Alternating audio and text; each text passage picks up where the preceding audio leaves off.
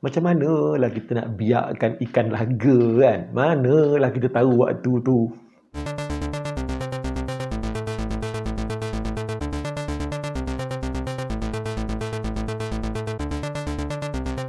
Assalamualaikum, selamat datang ke channel Syed Yudin Sembang. Terima kasih kerana terus menanti ataupun menunggu ataupun menyokong video-video saya. Jadi hari ini kita nak sambung tentang tajuk ataupun topik belajar apa dekat IPG, subtopik haiwan peliharaan dan ikan hiasan. Yang mana topik ni saya belajar dalam subjek reka bentuk dan teknologi, option reka bentuk dan teknologi, option RBT, yang mana masa zaman dulu ada subjek haiwan peliharaan dan ikan hiasan. Tapi info yang saya dapat sekarang, silibus dekat sekolah dah tak ada tajuk ikan hiasan, dah tak ada tajuk ikan peliharaan ni. Dulu ada, sekarang yang terkini dah tak ada. Tapi apa yang saya nak kongsi hari ini adalah sedikit pengalaman, sedikit perkongsian ilmu, apa yang saya belajar semasa zaman saya di IPG. Mungkin tak sama, tetapi mungkin ada sedikit input ataupun perkongsian yang boleh kita ambil. Kenapa nama dia haiwan peliharaan dan ikan hiasan? Kita kena buat dua benda sebenarnya. Waktu SEM ni, kita diberikan tugas untuk memelihara haiwan peliharaan dan juga kena buat ikan. Haiwan peliharaan yang dipilih waktu dekat IPG dulu, kita kena pelihara hamster. Haiwan peliharaan ni ada banyak. Ada hamster, kucing dan sebagainya lah. Tapi dekat IPG, yang paling senang ataupun yang dicadangkan adalah hamster. Jadi semua orang boleh hamster. Dan yang kedua, ikan. Kita ikan hiasan, kita kena buat ikan hiasan. Yang mana kita kena set up akuarium. Dan juga menternak ataupun membela ikan laga. Tapi ikan laga tu kita ada tugasan tambahan, iaitu kita kena biarkan ikan laga tu. Manalah kita tahu macam mana nak biar ikan laga pada masa tu lah kan. Tapi bila dah belajar, kita tahulah. Okey, kita pergi kepada yang pertama, haiwan peliharaan, iaitu hamster. Okey, kita diberikan kepada beberapa kumpulan dalam kelas. Okey, setiap kumpulan akan ada rutin, iaitu rutin dia mencuci sangkar hamster, bagi makan hamster, mandikan hamster, tukar dia punya habuk kayu, bersihkan rumah dia kalau dah terlalu lama kan. Kalau habuk kayu tu dah basah, dah kotor, kita kena tukar. Itulah rutin dia. Dan rutin ni kita bergilir lah dalam grup.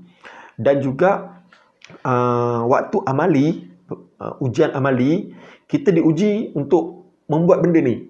Kita diuji untuk membersihkan sangkar, mandikan hamster. Lecturer tengok, lecturer menilai, kita buat dalam kumpulan. Secara dalam grup, sama-sama. Waktu kita buat tu, lecturer duduk kat tepi. Tengok kita buat. Betul ke cara kita mandikan hamster macam mana? Betul ke cara kita cuci sangkar, tukar dia punya habuk kayu dan sebagainya. Cara peribadinya, saya sendiri tak pernah bela hamster sebelum ni. Kan? Tapi waktu IPG itulah baru nak bermain dengan hamster, baru belajar macam mana nak jaga hamster kan. Kecil je hamster ni, besar apa? Kalau kita pegangkan tapak tangan ni, dia kecil je, dan kalau dia terlepas memang dia laju lari. So susah sebenarnya bila dia dah lari nak tangkap, memang susah lah kan. Apabila dalam kumpulan kita bagi tugas-tugas ni, semua orang kena mainkan peranan. Semua orang ada kerja masing-masing, tak boleh pentingkan diri. Lagi orang lain, orang yang sama je buat semua benda, lagi kawan-kawan bising pula kan. So kita kena buat benda ni dalam teamwork.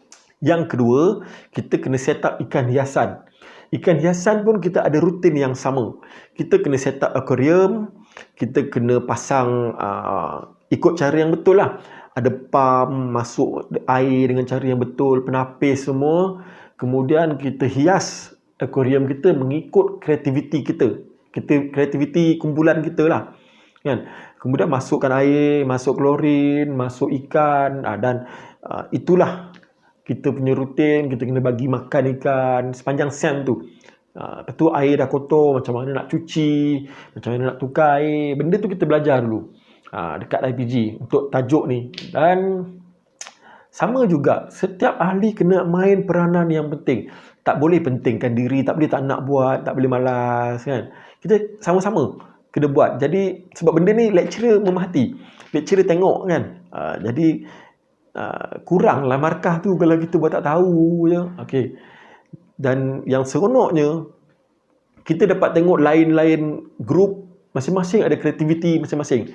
Kadang-kadang dekat grup ni dia ada ikan lain, grup ni ada ikan lain, kadang-kadang grup ni dihias cara lain. Kan ada letak guli, letak macam-macam lah. Yang ni guna kayu, apa tu ada batu-batu, ada guli yang macam-macam. Kawan-kawan kita semua masing-masing ada idea yang kreatif-kreatif lah. Dan yang ketiga, kita kena bela ikan laga dan ternakkan. Maksud dia kita dapat ikan laga jantan, kita kena dapatkan ikan laga betina juga, dan kita kena senyawakan, kita kena biarkan dia. Masa itulah kita belajar, rupanya ikan laga jantan dan betina ni lain. Ikan laga jantan yang biasa kita tengok yang kembang kepala tu kan, yang kerja nak belaga je, nak bergaduh je, yang itu jantan. Yang ekor dia cantik, warna dia cantik, yang tu jantan. Tapi kalau betina dia lebih kepada ekor dia biasa, sirip dia biasa, warna dia biasa. Dia berbeza dengan manusia lah kan. Manusia kalau perempuan yang nak melawar kan. Tapi ikan betina dia lain, dia biasa je. So dekat situ kita belajar benda baru. Dan nak biarkan dia, kita tak boleh campurkan terus. Nanti laga, bergaduh. Nama pun ikan laga. So apa nak kena buat? Kita kena kenalkan dia dulu, bagi dia kena kenal. So kita biarkan. Masa itulah kita belajar cari daun ketapang. Kita belajar rupanya ikan laga ni akan menghasilkan buih.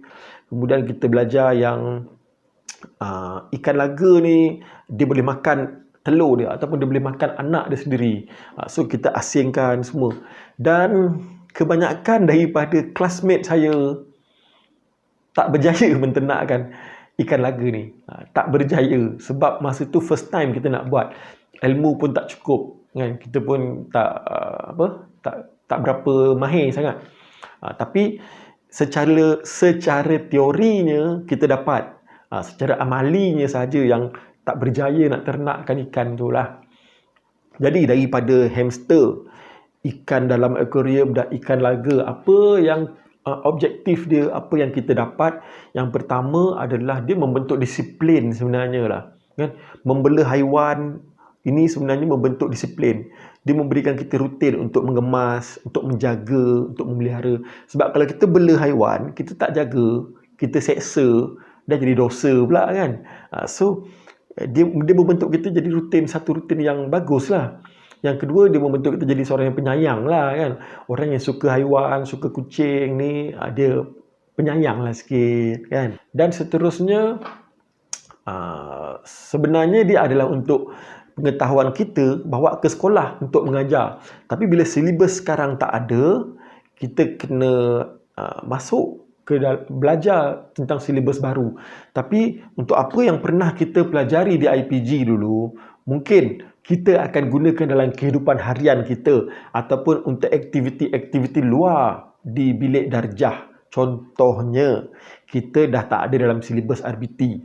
Tapi kalau kita sendiri nak buat satu akuarium di mana-mana sudut di sekolah kan, ataupun nak buat satu ruangan di sekolah, mini zoo ataupun apa-apa sajalah di sekolah, at least kita tahulah macam mana nak buat sikit-sikit kan. Tak banyak tapi sikit lah kan. Kepada kawan-kawan yang mungkin pernah mengalami pembelajaran ni, mungkin kita akan refresh balik, akan teringat balik, oh seronok macam ni yang kita belajar macam ni dulu kan. Jadi mungkin dia sedikit sebanyak sebenarnya memberi ilmu, bukan saja untuk kita mengajar tapi untuk kehidupan kita.